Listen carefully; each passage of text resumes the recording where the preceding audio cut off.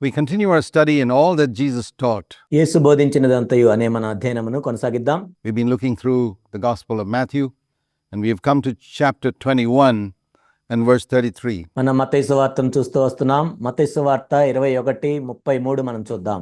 We just considered how Jesus was saying to the religious people of his day that the tax collectors and prostitutes, the crooks and the prostitutes, verse 31, యేసుక్రీస్తు ప్రభువారు తానున్న దినముల్లో మతానుసారులకి ఈ విధంగా చెప్పారు. 31వ వచనంలో, సుంకరులను, వేశ్యలను, దొంగలు మీకంటే ముందుగా దేవుని రాజ్యంలో ప్రవేశిస్తారు. would go into God's kingdom before those religious people. And it's a word that the Lord has to speak to many Christians today ఈనాడు అనేక మంది క్రైస్తవులతో ప్రభు మాట్లాడే మాట కూడా ఇదే. who imagine that they're going to God's kingdom because they are religious and they know the Bible and they go to church regularly. వాళ్ళు మతానుసారులు కాబట్టి, వాళ్ళు Bible చదువుతున్నారు కాబట్టి, సంఘానికి క్రమంగా వెళ్తున్నారు కాబట్టి వాళ్ళు దేవుని రాజ్యంలో ప్రవేశిస్తారని వాళ్ళు అనుకుంటారు.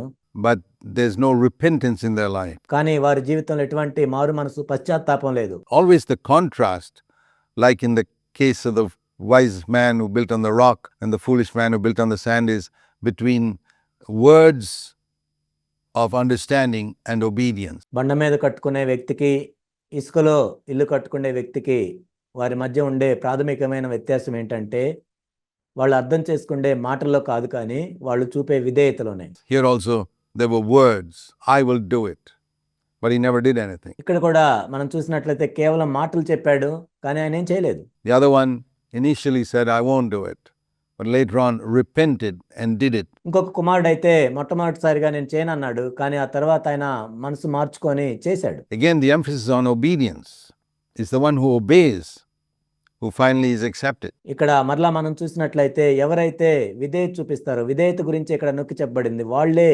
అంగీకరించబడతారు. Not the one who says nice words. కేవలం కమ్మని మాటలు చెప్పేవాళ్ళు కాదు. Today we have a lot of Christians who speak nice words ఈనాడు అనేక మంది క్రైస్తవులు కేవలం కమ్మని మాటలు చెప్తున్నారు. in prayer, in singing, in fasting and prayer, in preaching, ప్రార్థనల్లో, పాటల్లో, ఉపవాస ప్రార్థనల్లో, బోధల్లో, but there's very little obedience in their life, in their private lives. కానీ వాళ్ళ జీవితంలో మనం చూసినట్లయితే, మరి వాళ్ళ రహస్య జీవితంలో కూడా ఎంతో తక్కువ విధేయత ఉంటుంది. So that's the emphasis here, and that's why he said the repentant cheats and prostitutes will get into God's kingdom before a whole lot of religious people. ఇదే ఇక్కడ చెప్పబడింది. సుంకరులను, వేశ్యలను, అనేక మంది మతానుసారుల కంటే ముందుగా వాళ్ళు దేవుని రాజ్యంలో ప్రవేశిస్తారు. Who think that because of their religiosity and religious activities, they will enter God's kingdom. This is the great deception that needs to be exposed in our day. వాళ్ళ మత సంబంధమైన కార్యక్రమాల ద్వారా దేవుని రాజ్యంలో ప్రవేశిస్తారని వాళ్ళు అనుకుంటారు. ఈనాడు దాన్ని మనం బహిర్గతం చేయాలి, అలా జరగదని. And then he relates to John the Baptist and he says, you did not feel remorse, verse 32. Again, the emphasis on remorse and repentance. ఇక్కడ మరలా యోహాను గురించి చెప్పబడింది. మీరు అది చూచి అతని నమ్మునట్లు పశ్చాత్తాపడకపోతే, ఇక్కడ కూడా మనం చూస్తున్నట్లయితే మారు మనసు, పశ్చాత్తాపం గురించి చెప్పబడింది. Just like in verse 30. And then he carried on with another parable on the same theme. 30వ వచనంలో మనం చూసినట్లుగా ప్రభువు అదే పశ్చాత్తాపం గురించి చెప్పారు.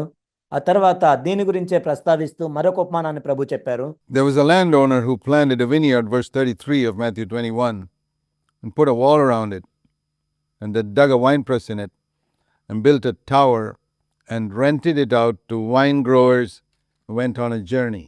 33వ వచనము, ఇంటి యజమానుడు ఒకడుండెను. అతడు ద్రాక్ష తోట నాటించి దాని చుట్టూ కంచి వేయించి అందులో ద్రాక్షల తొట్టి తొలిపించి గోపురము కట్టించి కాపులకు దాని గుత్తకిచ్చి దేశాంతరం పోయెను. And when the harvest time came, he sent his slaves to receive his produce.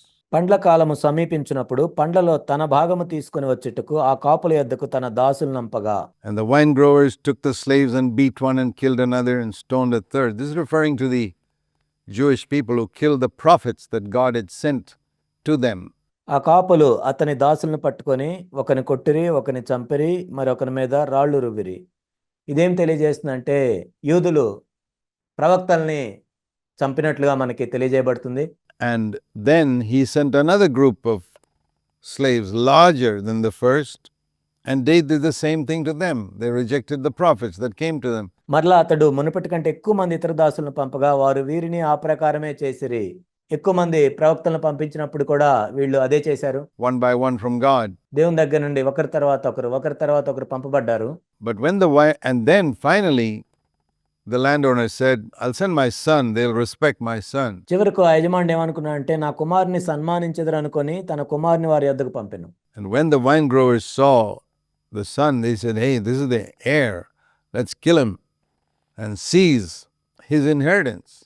And we won't be slaves anymore. We'll be partners owning this property. అయినను ఆ కాపులు కుమారుని చూచి ఇతడు వారసుడు, ఇతన్ని చంపి ఇతని స్వాస్థ్యము తీసుకుందాము రండని తమలో తాము చెప్పుకున్నారు. ఇంకా మనం ఏమాత్రం దాసులంగా ఉండము, మనం కూడా దీనిలో వ్యాపార భాగస్వాములుగా ఉంటామని వాళ్ళు అనుకున్నారు.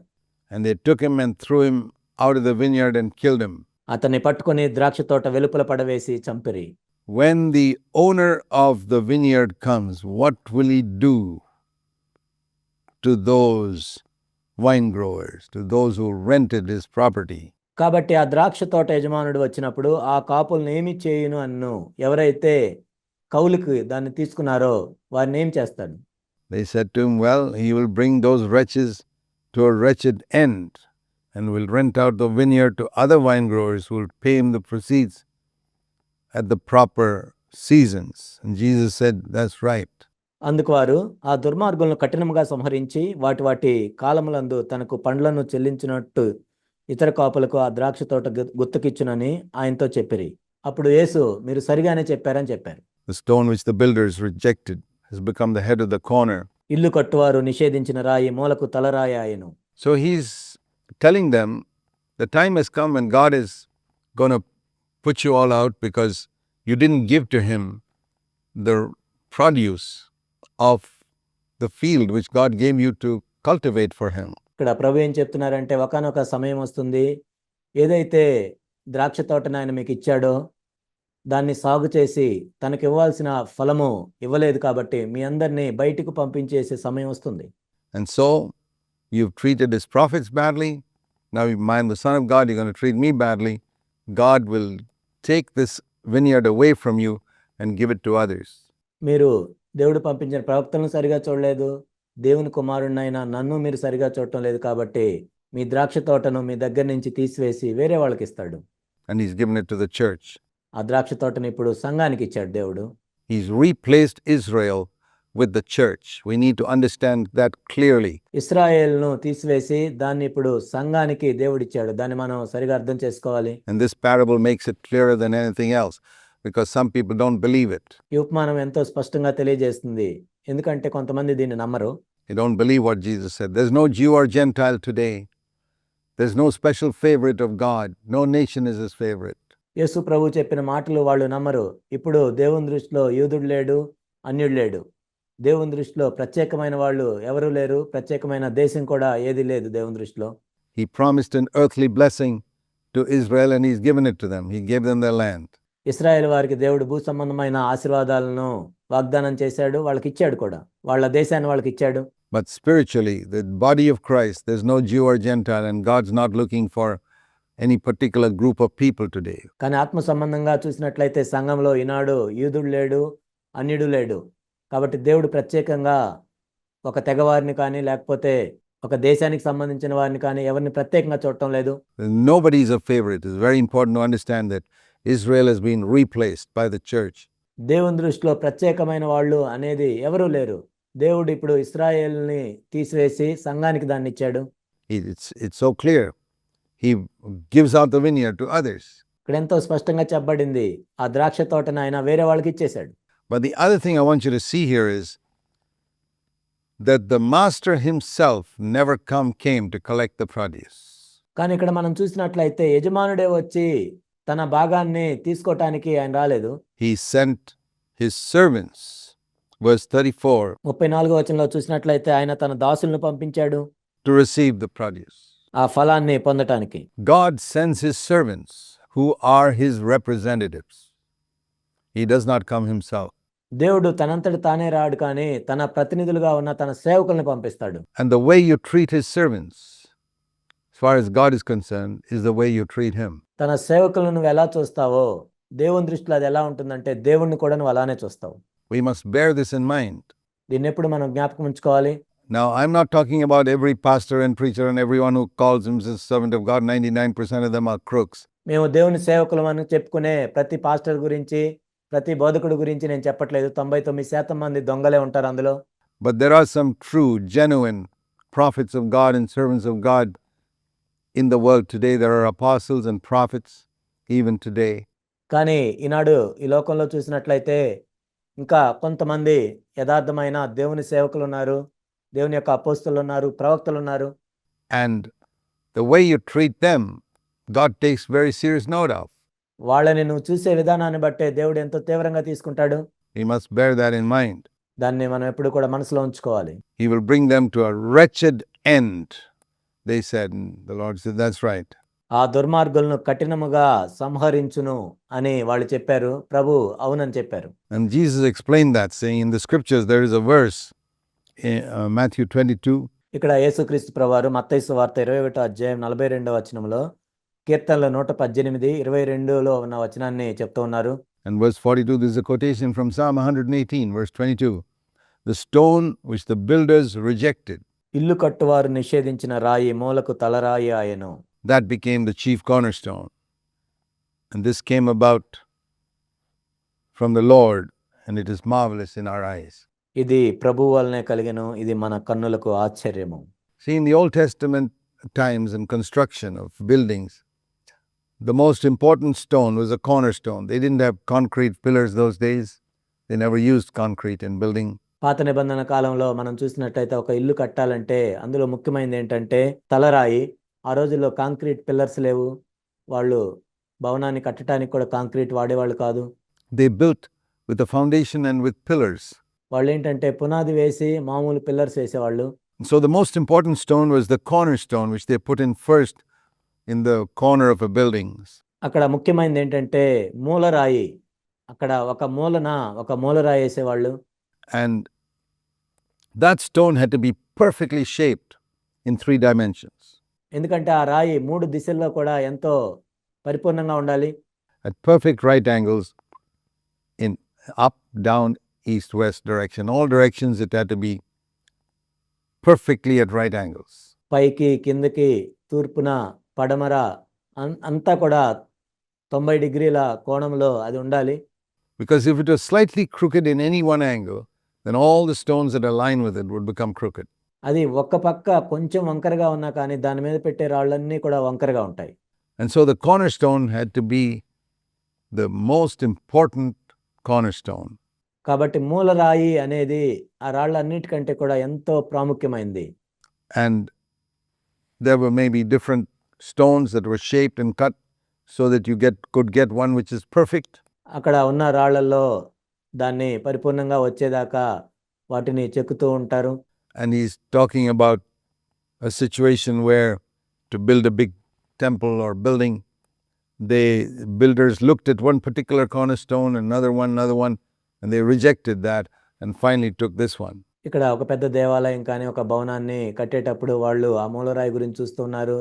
అనేకమైన వాటిని చూసి వాటిని తిరస్కరించి ఒక రాయిని ఎన్నుకున్నారు.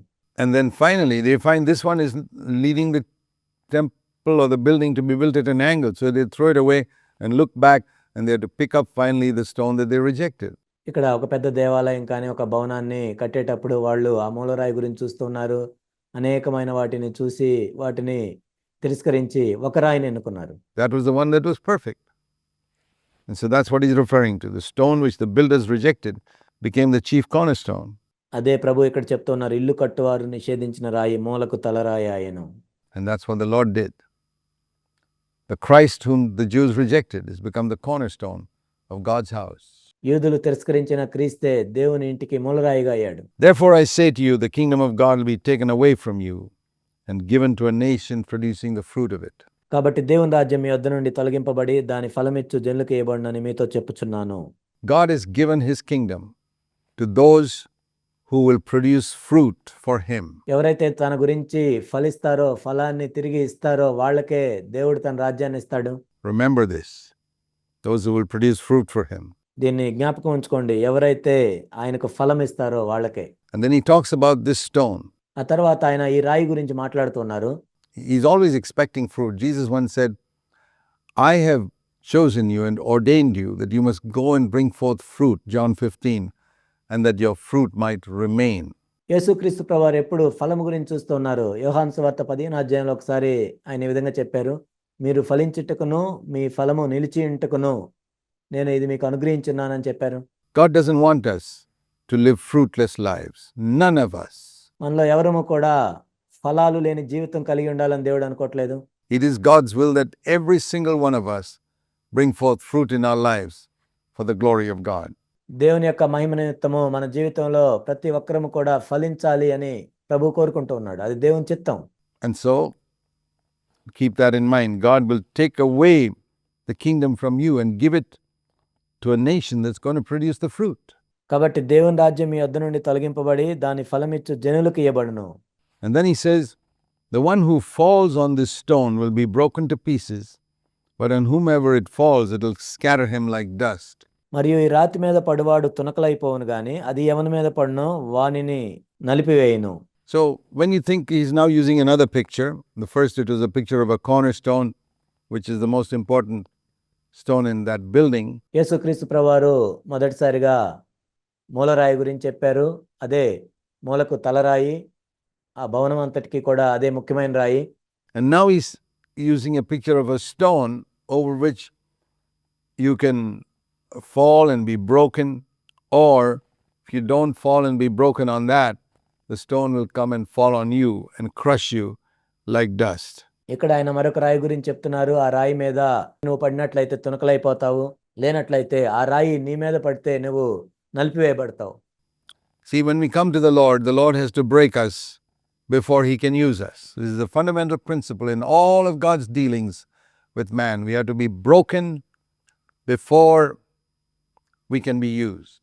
మనం ప్రభు దగ్గరికి వచ్చినప్పుడు ప్రభు మనల్ని వాడుకునే దానికంటే ముందు ఆయన మనల్ని నలగొడతాడు. అది దేవుని యొక్క నియమము. దేవుడు మనల్ని వాడుకునే దానికంటే ముందు ఆయన మనల్ని విరగ్గొడతాడు. The Lord took the bread and blessed it. That's the first step. Then he broke it. ప్రభు ఒక రొట్టెని తీసుకొని దాన్ని ఆశీర్వదించడం అనేది మొట్టమొదటి మెట్టు. ఆ తర్వాత దాన్ని విరిచెను. And then fed the multitude. It's not enough to be blessed. We need to be broken. ఆ తర్వాత అనేక మంది పోషించబడ్డారు. కేవలం ఆశీర్వదించబడితే సరిపోదు, మనం విరగ్గొట్టబడాలి. And I see so many people who've been blessed by God, anointed with the Holy Spirit, which is a mark of God's blessing. నేను అనేక మందిని చూశాను, దేవుని చేత ఆశీర్వాదం పొందారు, దేవుని యొక్క అభిషేకాన్ని కూడా పొందారు. అది దేవుని యొక్క ఆశీర్వాదానికి గుర్తు. But because they are not broken, the multitude cannot be fed. వాళ్ళు విరగ్గొట్టబడలేదు కాబట్టి అనేక మంది జనసమూహంలో వాళ్ళ చేత పోషించబడలేరు. They have to be blessed and broken, and then only the multitude can be fed. మనం ఆశీర్వదించబడాలి, విరగ్గొట్టబడాలి. ఆ తర్వాత మాత్రమే అనేక మంది జనసమూహములు మన చేత పోషించబడతారు. And so brokenness is a very, very important part of the Christian life. కాబట్టి క్రైస్తవ జీవితంలో మనం చూసినట్లయితే విరగ్గొట్టబడటం అనేది ఎంతో ఎంతో ప్రాముఖ్యమైన విషయం. And God himself arranges circumstances for us to be broken.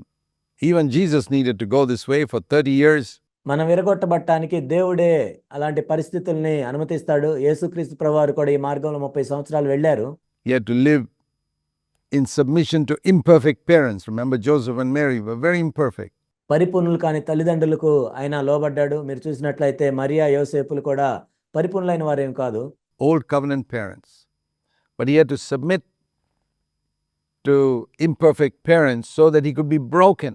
పాత నిబంధనలో ఉన్న తల్లిదండ్రులు వాళ్ళు కాబట్టి అటువంటి పరిపూర్ణత లేని తల్లిదండ్రులకు కూడా ఆయన విధేయత చూపించాడు. ఆ విధంగా ఆయన విరగొట్టబడ్డాడు. And it's interesting to understand that even Jesus needed to be broken. It says in Isaiah 53, it pleased the Lord to bruise him. యేసుక్రీస్తు ప్రభువారు కూడా విరగొట్టబడాల్సి వచ్చింది అని చూడటం ఎంత ఆసక్తికరమైన విషయం. యెషయా 53లో మనం చూసినట్లయితే ఆయన నలగొట్టుటకు యెహోవాకు ఇష్టమాయెను. It pleases the Lord to bruise us too. కాబట్టి మనల్ని విరగొట్టడం కూడా దేవునికి ఇష్టం. And we see here that you can fall upon this stone on Christ and say, Lord, I want to be broken. నీవు ఆ బండ మీద పడినప్పుడు, క్రీస్తు అనే బండ మీద పడినప్పుడు, ప్రభువా నేను విరగొట్టబడాలనుకుంటున్నాను. I want to be totally broken like you were. ప్రభువా నీవే విధంగా విరగొట్టబడ్డావో నేను కూడా విరగొట్టబడాలనుకుంటున్నాను. And the Lord will use circumstances, he'll use people. If you're young, maybe your parents, or if you're a little older, maybe elders who don't understand you, who misunderstand you. కాబట్టి దేవుడు అలాంటి పరిస్థితులను అనుమతిస్తాడు. ఒకవేళ నువ్వు చిన్నవాడిగా ఉన్నట్లయితే మీ తల్లిదండ్రుల ద్వారానో, లేక నువ్వు కొంచెం పెద్దవాడివైతే నిన్ను అర్థం చేసుకొని సంఘ పెద్దల ద్వారానో, All types of circumstances and situations God can use in order to break you నిన్ను విరగొట్టడానికి దేవుడు అన్ని రకాల పరిస్థితుల్ని వాడుకుంటూ ఉంటాడు. to pieces. తునకలైపోయేటట్టు చేస్తాడు. Or if you don't respond to that, then the stone comes and falls on you and crushes you into nothing. ఒకవేళ దానికి నువ్వు స్పందించినట్లయితే ఆ రాయి నీ మీద పడి నిన్ను నలిపివేస్తుంది. So it's much better to be broken. There are only two options. If you fall on this stone, you'll be broken. And if you're not broken, then the stone will fall on you and you'll be crushed. కాబట్టి విరగొట్టబట్టమే శ్రేష్టం. ఇక్కడ రెండు ఎంపికలు ఉన్నాయి. ఒకటేమో నువ్వు ఆ బండ మీద పడితే నువ్వు విరగొట్టబడతావు, తునకలైపోతావు. కానీ ఆ బండ నీ మీద పడినట్లయితే నువ్వు నలిగిపోతావు, దుమ్ము ధూళివలె అయిపోతావు. Well, it's far better to be broken. కాబట్టి విరగొట్టబట్టమే ఎంతో శ్రేష్టం. And so I say to all of you, seek for brokenness. కాబట్టి నేను మీ అందరితో చెప్పేది ఏంటంటే విరగొట్టబట్టానికి చూడండి. This is what all of us need more than anything else. God seeks to reduce us to zero before he can use us.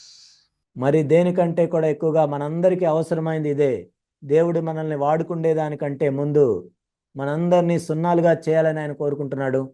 Further, when the chief priests and the Pharisees heard his parables, they understood that he was speaking about them. They were offended that he was trying to say things about them.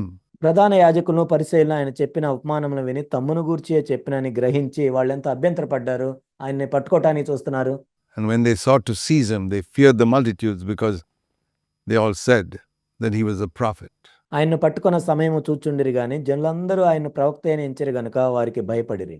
So it's interesting that even today, when some people hear a strong, convicting word from God, ఈనాడు కూడా మనం చూసినట్లయితే దేవుని చేత ఎంతో బలమైన కఠినమైన మాట వచ్చి వాళ్ళని ఒప్పింపజేసినప్పుడు they feel disturbed, saying, this preacher is trying to speak to me. వాళ్ళెంతో కలవరపడతారు. ఏంటి ఈ బోధకుడు నా గురించే చెప్తున్నాడు. I remember once when some man came to me at the end of a message I'd preached somewhere, ఒకసారి నేను ఒక వర్తమానం చెప్పిన తర్వాత, వర్తమానం అయిపోయిన తర్వాత ఒక మనుషుడు నా దగ్గరికి వచ్చాడు. and he said, Brother Zach, were you preaching to me? I said, absolutely right.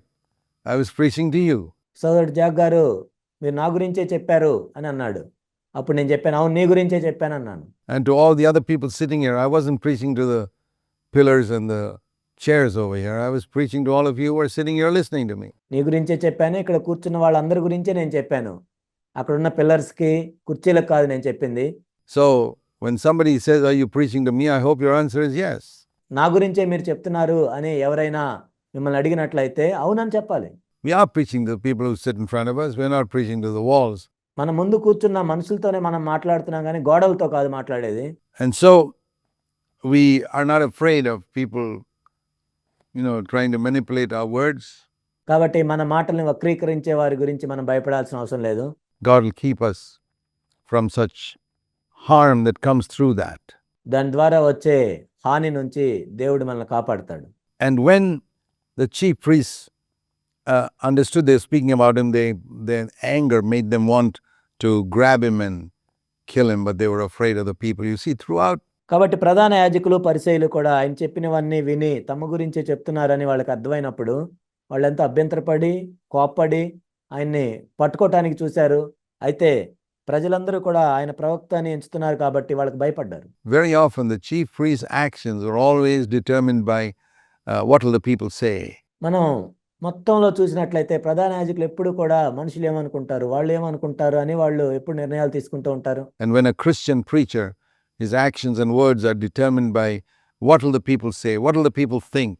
ఒక క్రైస్తవ బోధకుని యొక్క మాటలు కానీ ఆయన చేసే పనులు కానీ ప్రజలు ఏమనుకుంటారు, ప్రజలు ఏమంటారు అని ఎప్పుడు అనుకున్నట్లయితే then he's not a servant of God, he's a servant of men. అప్పుడు ఆయన దేవుని యొక్క దాసుడు కాదు, మనుషుల యొక్క దాసుడు మాత్రమే. So we go on now to Matthew chapter 22. ఇప్పుడు మనం మత్తయి సువార్త 22వ అధ్యాయం చూద్దాం. And Jesus answered and spoke to them again in parables, saying, the kingdom of heaven is like a king who gave a wedding feast for his son.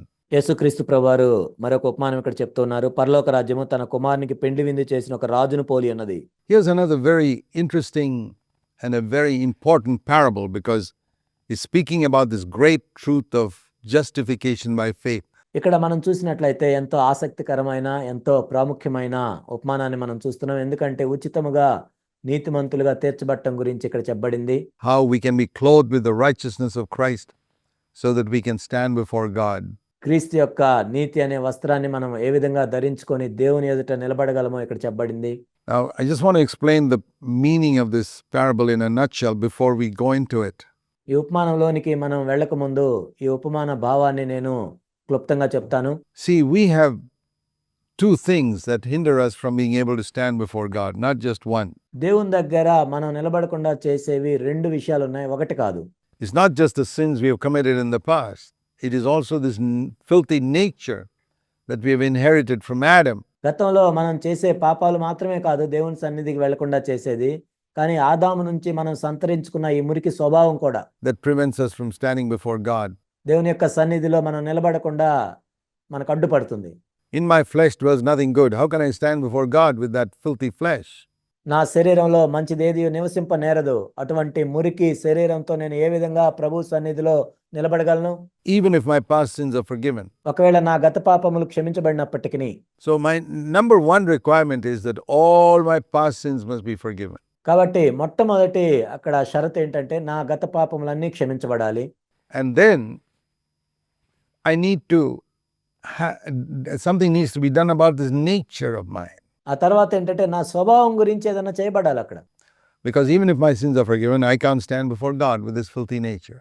ఒకవేళ నా పాపాలు క్షమించబడినప్పటికీ ఈ మురికి స్వభావంతో నేను దేవుని సన్నిధిలో నిలబడలేను. And that's why God justifies us. He clothes us with the righteousness of Christ. Christ becomes our righteousness. అందుకే దేవుడు క్రీస్తు యొక్క నీతితో మనకు వస్త్రాన్ని ధరింపజేస్తాడు. We are placed in Christ and Christ dwells in us. అందుకే దేవుడు మనల్ని నీతిమంతులుగా తీరుస్తాడు. క్రీస్తు యొక్క నీతిని మనకు ధరింపజేస్తాడు. క్రీస్తే మనకు నీతిగా అవుతాడు. And Christ himself becomes our righteousness, or in other words, we're clothed with Christ's righteousness. క్రీస్తే మనకు నీతిగా మారతాడు. ఇంకో మాటలో చెప్పాలంటే క్రీస్తు యొక్క నీతి మనకు ధరించబడుతుంది. Then we can stand before God. అప్పుడు మాత్రమే మనము దేవుని సన్నిధిలో నిలబడగలం. So God does two things for us: forgive us and justify us. Both are necessary, otherwise we can't stand before him. కాబట్టి దేవుడు ఇక్కడ రెండు విషయాలు చేశారు. ఒకటి ఏంటంటే మనల్ని క్షమించటం, ఇంకోటి ఏంటంటే మనల్ని నీతిమంతులుగా తీర్చబడటం. లేనట్లయితే ఈ రెండు లేకుండా మనం దేవుని సన్నిధిలో నిలబడలేము. So first, the cleansing away of all our past sins right up to date, because we confess them, acknowledge that we are sinners. మొట్టమొదటిది ఏంటంటే ఇప్పటి వరకు మనం చేసిన గత పాపములన్నిటినీ క్షమించటం, వాటిని మనం ఒప్పుకున్నప్పుడు. And then secondly, clothed with the righteousness of Christ. Now keep that in mind as we come to this parable. రెండవది ఏంటంటే క్రీస్తు యొక్క నీతిని ధరించుకోవటం. ఈ ఉపమానం మనం చూసేటప్పుడు ఈ రెండింటిని జ్ఞాపకం ఉంచుకోండి. So here was this parable where the king sent out his slaves, his prophets. ఇక్కడ ఈ ఉపమానంలో మనం చూసినట్లయితే ఆ రాజు తన దాసుల్ని పంపించాడు, అంటే తన ప్రవక్తల్ని దేవుడు. To call those who were invited to the wedding feast. ఎవరైతే విందుకు పిలువబడ్డారో వాళ్ళని తీసుకుని రావటానికి. They were unwilling to come. That's the nation of Israel were the first people whom God invited. కానీ వాళ్ళు రావటానికి ఇష్టపడలేదు. ఇశ్రాయేల్ దేశాన్ని దేవుడు మొట్టమొదటిగా ఆహ్వానించాడు. And, they all didn't come because of various reasons. He sent slaves again. He sent out the prophets again. వాళ్ళు రకరకాల కారణాలను బట్టి వాళ్ళు రాలేదు. అయితే తన దాసుల్ని తన ప్రవక్తల్ని మరొకసారి పంపించాడు దేవుడు. And then tell them, everybody, he says that I prepared my dinner, the oxen, fattened livestock. Everything is ready. I've taken so much pains to prepare this feast. ఇదిగో నా విందు సిద్ధపరిచి ఉన్నాను, ఎద్దులను క్రొవ్విన పశువులను వధింపబడినవి అంతా సిద్ధంగా ఉన్నది అని పిలవటానికి పంపించాడు. For the wedding of my son, but they paid no attention. Verse 5. They completely ignored. నా కుమార్ని పెండ్లికి రమ్మని ఆయన పంపించాడు, కానీ వాళ్ళు లక్ష్యము చేయలేదు, పట్టించుకోలేదు. The message of the prophets. ఆ ప్రవక్తల యొక్క వర్తమానాన్ని వాళ్ళు పట్టించుకోలేదు. They went their way. One went to take care of his farm, and another went on his business, and వాళ్ళు ఒకరేమో పొలానికి వెళ్ళారు, మరొకరేమో వ్యాపారానికి వెళ్ళారు. the rest of them just caught the slaves and mistreated them and killed some of them. తక్కిన వారు అతని దాసులను పట్టుకుని అవమానపరిచి చంపారు. And when the kings heard this, he was angry. ఆ తర్వాత రాజు ఎంతో కోప్పడి, And he sent his armies and destroyed those murderers, and they set their city on fire. తన దండ్లను పంపి ఆ నరహంతకుల్ని సంహరించి వారి పట్టణము తగలబెట్టించెను. See, again, all these parables, Jesus was trying to say how the initial people whom God called, ఈ ఉపమానాలన్నిట్లో మనం చూసినట్లయితే ఇక్కడ ప్రభు చెప్పేది ఏంటంటే ఎవరినైతే ప్రభు మొట్టమొదటిగా పిలిచారో వాళ్ళందరూ కూడా తిరస్కరించారు. have failed and God's rejecting them. You know, every one of these, right from the parable of the two sons and parable of the landowner and the parable of the marriage feast, you see, ఆ ద్రాక్ష తోట యజమాని గురించి మనం అదే చూస్తూ ఉన్నాం ఆ ఉపమానంలో.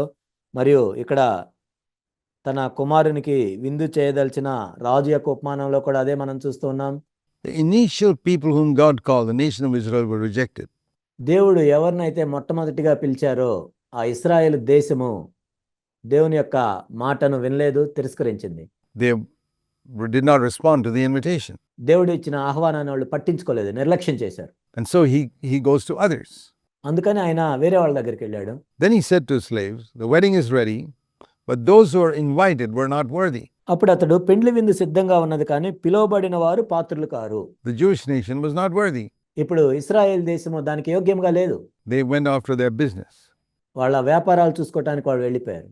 So you go into the main highways and bring as many as you can find there to the wedding feast.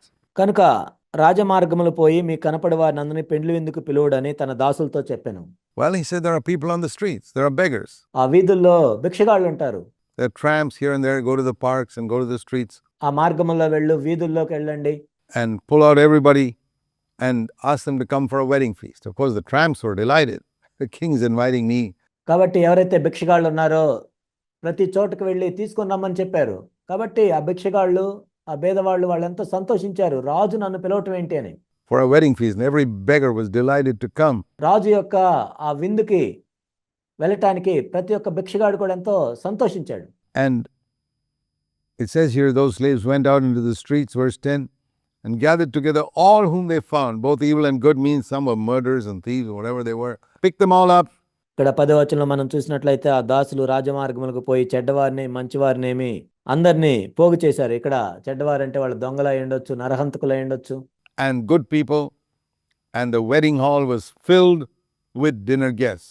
కాబట్టి మంచివారిని చెడ్డవారిని వారి కనపడే వారు అందరినీ పోగు చేశారు గనుక విందుకు వచ్చిన వారితో ఆ పెండ్లిశాల నిండిపోయింది. Now you see, these people were tramps and beggars, and you can't come into the feast of a king in those filthy clothes.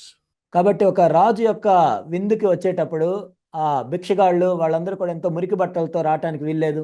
So though it's not written here, we can deduce from this that the king at the gate of the palace offered a free, beautiful white robe to every single invitee. ఇక్కడ రాయబడలేదు కానీ దీన్ని బట్టి మనం అర్థం చేసుకోవచ్చు.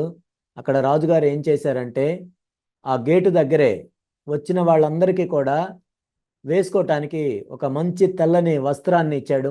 Because most of them were poor. ఎందుకంటే వాళ్ళందరూ కూడా చాలా పేదవాళ్ళు. So he says, I'd like you to put on this robe when you go in, then all your nakedness and your filthy dress will not be seen. కాబట్టి మీరు వెళ్ళినప్పుడు ఇది వేసుకొని వెళ్ళినట్లయితే లోపల మీ మురికి బట్టలు కానీ లేకపోతే మీ దిగంబరత్వం కానీ ఏది కనపడదు. And so the people who were beggars, whose clothes were all in rags, they were absolutely thrilled. Hey, this is great. కాబట్టి భిక్షగాళ్ళను మనం చూసినట్లయితే వాళ్ళు ఎప్పుడు కూడా మురికి చినిగిపోయిన బట్టలు వేసుకొని ఉంటారు. దీన్ని చూసినప్పుడు వాళ్ళు ఎంతగానో సంతోషించారు. I thought I'd be embarrassed throughout the feast because of my clothes, but the king has been so good. లేనట్లయితే నేను ఆ విందులో ఉన్నప్పుడు కూడా ఎంతో సిగ్గుపడేవాడిని, అవమానపడేవాడిని, కానీ రాజు ఎంత మంచిగా ఉన్నాడు కదా. He's clothed me with this garment, which is a picture of the garments of righteousness. ఈ వస్త్రాన్ని నాకు ఆయన ఇస్తున్నాడు. ఇది దేనికి సాదృశ్యంగా ఉందంటే ఇది క్రీస్తు యొక్క నీతికి సాదృశ్యంగా ఉంది. And so they wore that robe and went into the feast. కాబట్టి వాళ్ళు ఆ వస్త్రాన్ని వేసుకొని విందుకి వెళ్ళారు. And I can imagine one man came along who was not a tramp or a beggar, but నేను ఈ విధంగా ఊహించుకోగలను. ఒక వ్యక్తి వచ్చాడు, అతడు బేదవాడు కాదు, భిక్షగాడు కాదు, who was invited, one of the other Gentiles, but one who came dressed properly, maybe in a suit and a tie. అన్నిల్లో నుండి పిలువబడ్డాడు. ఆ వ్యక్తి మంచి వస్త్రాలు వేసుకొని వచ్చాడు, సూట్ వేసుకున్నాడు, టై కట్టుకున్నాడు. And he came in a suit and a tie, and he said, I don't need your garment. I'm quite okay as I am. నీ వస్త్రం నాకు అవసరం లేదు, నేను ఉన్నట్టుగానే బాగున్నాను అని అనుకున్నాడు. And they said, no, but the king's asked everybody to put on this garment. He said, no, I think my dress is good enough. వాళ్ళేమంటున్నారంటే, లేదు రాజుగారు ప్రతి ఒక్కరు కూడా వస్త్రాన్ని వేసుకోవాలని చెప్పారంటే, లేదు లేదు నేను బాగానే ఉన్నాను, నా వస్త్రాలు బాగానే ఉన్నాయని అంటున్నాడు. And he goes and sits there in that dress. కాబట్టి తాను వేసుకున్న డ్రెస్తోనే వెళ్ళి అక్కడ కూర్చున్నాడు. And when the king came, verse 11, to look at all the dinner guests, he sees everybody in white except this one guy sitting over there who is without the wedding clothes.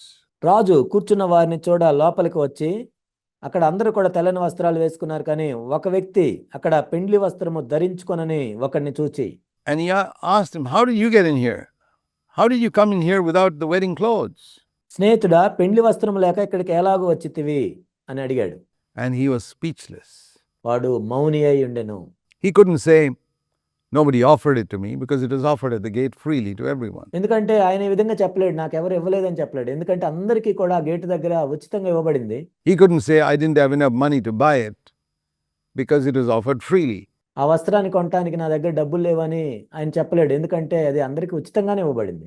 So, what excuse could he give? Nothing. మరి ఏమి సాకు ఆయన చెప్పగలడు? ఏమి చెప్పలేడు. The real reason was, I thought my dress was good enough. దానికి నిజమైన కారణం ఏంటంటే, నా దుస్తులే బాగున్నాయి. And the king said, bind him hand and foot and cast him into the outer darkness.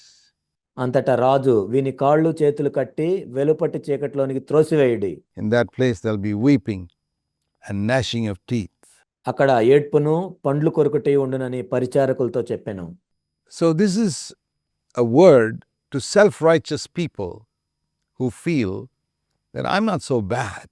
ఇది ఎవరి గురించిన మాట అంటే, స్వనీతి పరుల గురించి. నేనేం అంత చెడ్డగా లేనే అని వాళ్ళు అనుకుంటారు. I'm not so bad like these other sinners. The dirty, ragged clothes on some people symbolize, people who have lived in gross sin. ఈ మురికి బట్టలు వేసుకున్న వాళ్ళ వల్లే నేను లేను. ఆ మురికి బట్టలు దేన్ని సూచిస్తున్నాయంటే, ఎవరైతే పెద్ద పెద్ద పాపాలు చేశారో వాళ్ళ గురించి సూచిస్తున్నాయి.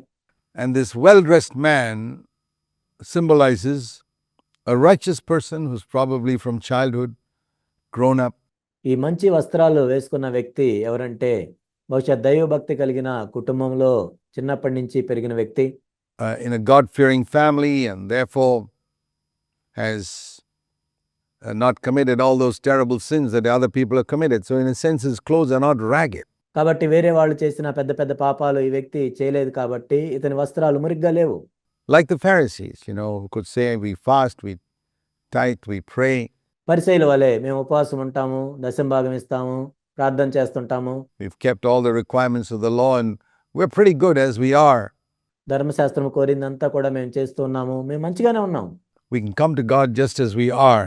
మేము ఉన్నట్లుగానే దేవుని దగ్గరికి వస్తాము. And Jesus demolishes that idea that they can come to God just as they are. వాళ్ళు ఉన్నట్లుగానే దేవుని దగ్గరికి రావటం అనే ఆలోచనను యేసుక్రీస్తు ప్రభువారు కూలద్రోశారు.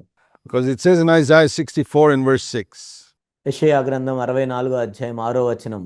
Isaiah 64 verse 6 says, our righteousness is like filthy rags in God's eyes. మా నీతి క్రియలన్నీ దేవుని దృష్టిలో మురికి గుడ్డ వలె నాయను. Not our bad deeds. I mean, our bad deeds being like filthy rags is understandable. మన చెడ్డ కార్యములు దేవుని దృష్టిలో మురికి గుడ్డలు అంటే దాన్ని అర్థం చేసుకోవచ్చు. But our righteousness is like filthy rags. కానీ మన నీతి క్రియలు దేవుని దృష్టిలో మురికి గుడ్డలు. Isaiah 64:6. That means all the good things we have done, when we bring them before God, is equivalent to filthy rags. యెషయా 64:6లో. కాబట్టి మనం చేసిన నీతి క్రియలతో మనం దేవుని దగ్గరికి వచ్చినట్లయితే అవి దేవుని దృష్టిలో మురికి గుడ్డ వలె ఉంటాయి. Because it could have been done with the wrong motive for our own glory. ఎందుకంటే అవి తప్పుడు ఉద్దేశంతో మనం చేసి ఉండొచ్చు, మన సొంత మహిమ కోసం. It's like, if a beautiful apple is in the hand of a person whose hand is infected with a very infectious disease and pus oozing out from that hand. ఇది ఎలా ఉంటుందంటే, ఒక అందమైన యాపిల్ ఒక జబ్బు కలిగిన వ్యక్తి చేతిలో ఉన్నట్లయితే, ఆ చేతి నిండా చీము అవన్నీ ఉన్నట్లయితే, and he offers you this beautiful apple, you'd say, well, no, thank you, I don't want it. ఆ అంటువ్యాధి కలిగిన వ్యక్తి ఆ యాపిల్ తీసుకొని నీకు ఇస్తున్నట్లయితే నాకు వద్దని నువ్వు చెప్తావు. But he says it's a beautiful apple. He says, that's right. Apple చాలా బాగుందని చెప్తావు, అవును కరెక్ట్ అని చెప్తాడు. But there's the hands infected with pus and all that, and therefore, though the apple is good, it becomes bad because it's coming from your hand. Apple బాగానే ఉంది, కానీ ఎంతో జబ్బు కలిగిన నీ చేతి నుండి అది వస్తుంది కాబట్టి, ఎంతో చీముతో నిండి ఉన్న నీ చేతి నుండి వస్తుంది కాబట్టి అది చెడ్డగా అవుతుంది. And that's how our good deeds are corrupt in God's eyes. మనం చేసే మంచి క్రియలు దేవుని దృష్టిలో ఆ విధంగా మురిగుడ్డలుగా ఉంటాయి, చెడిపోయినవిగా ఉంటాయి. It's very important to see that. దాన్ని మనం చూడటం ఎంతో ప్రాముఖ్యమైన విషయం. And though we may look as if it looks pretty clean, like this man felt, I'm dressed pretty neatly, I'm not like these other fellas. చూడటానికి అదేదో బాగున్నట్లు కనిపించిన ఈ వ్యక్తి అనుకున్నాడు, నేను ఎంతో శుభ్రంగా కనబడుతున్నాను, వీళ్ళ వాళ్ళే మురిగొడ్లు వేసుకోలేదు అన్నట్లుగా ఉంటుంది. Who are living in sin. That's right. వాళ్ళ వల్లే నేను పాపంలో జీవించట్లేదు అని అనుకోవచ్చు. But there's filth in our nature, and that corrupts even the good deeds that we do. అది కరెక్టే, కానీ మన స్వభావంలోనే ఎంతో మురికి అనేది ఉంటుంది. కాబట్టి మనం చేసే మంచి పనులను కూడా అవి చెడ్డగా మారేటట్లు ఈ స్వభావం చేస్తుంది. And that's why it's very difficult for those who are externally righteous to see the need of a savior. కాబట్టి బాహ్య సంబంధంగా నీతిమంతులుగా ఉండేవాళ్ళు రక్షకుడిని కనుక్కోవటం చాలా చాలా కష్టం.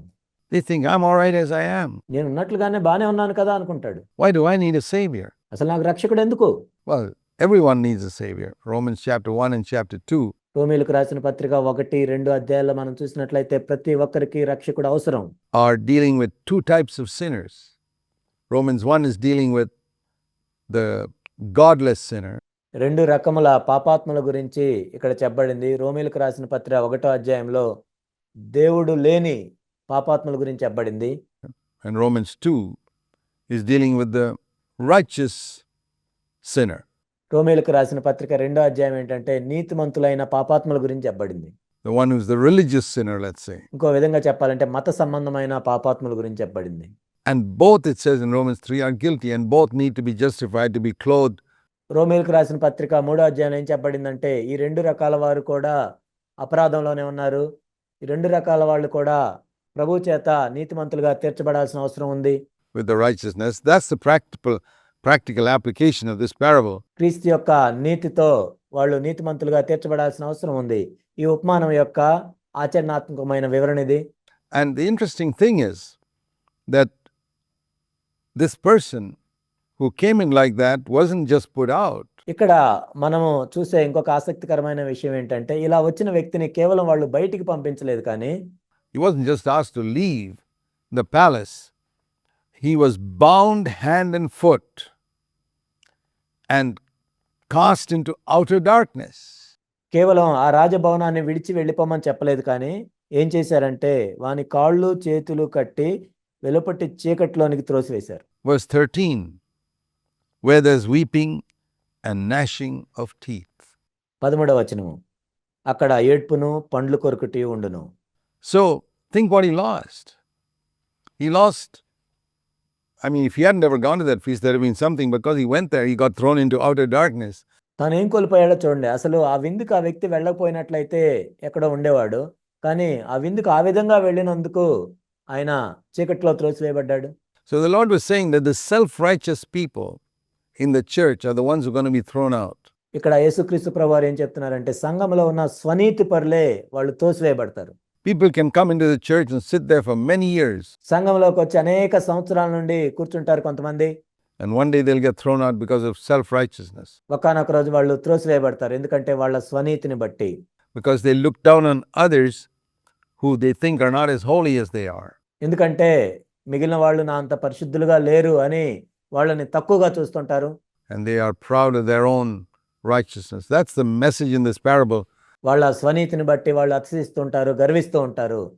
ఈ ఉపమానంలోని భావం ఇదే. And then Jesus concludes by saying, many are called, but a few are chosen. ఆ తర్వాత యేసుక్రీస్తు ప్రభువారు ఏ విధంగా ముగించారు అంటే, కాగా పిలువబడిన వారు అనేకులు, ఏర్పరచబడిన వారు కొందరే. It's not that God arbitrarily chooses some out of the many who are called, not at all. దేవుడే ఏదో కొంతమందిని ఏర్పరచుకొని పిలవటం కాదు, అలా పిలవడు. There's no partiality with God. దేవునితో ఎటువంటి పక్షపాతం ఉండదు. But the fact remains that among the many who are called, only a few are chosen because only a few respond. అనేక మంది పిలువబడినా కానీ కొంతమంది ఏర్పరచబడిన వారు ఎందుకుంటారు అంటే వాళ్ళు కొంతమంది మాత్రమే దానికి స్పందిస్తారు. And say, Lord, there's nothing good in my righteousness. ప్రభువా, నా నీతిలో ఎటువంటి మంచి లేదు ప్రభువా అని వాళ్ళు స్పందిస్తారు. I want all of you. So there's a very strong message that comes through in this parable. అయితే మీరందరూ నాకు కావాలి అని ప్రభువు చెప్తారు. ఈ ఉపమానం నుండి ఎంతో బలమైన సందేశాన్ని మనం తీసుకోవచ్చు. The basis on which God accepts us is దేవుడు దేన్ని ఆధారం చేసుకొని మనల్ని అంగీకరిస్తాడంటే that we acknowledge not only our sin, but that we have no righteousness in ourselves, అంటే మనం పాపం చేసామనే కాదు, కానీ మనలో మనం ఎటువంటి నీతిని కలిగి లేము. and that Christ himself is our righteousness. క్రీస్తు మాత్రమే మన నీతిగా ఉన్నాడు అని మనం ఒప్పుకున్నప్పుడు We'll continue in our next episode. తర్వాత ఎపిసోడ్లో మనం దీన్ని కొనసాగిద్దాం.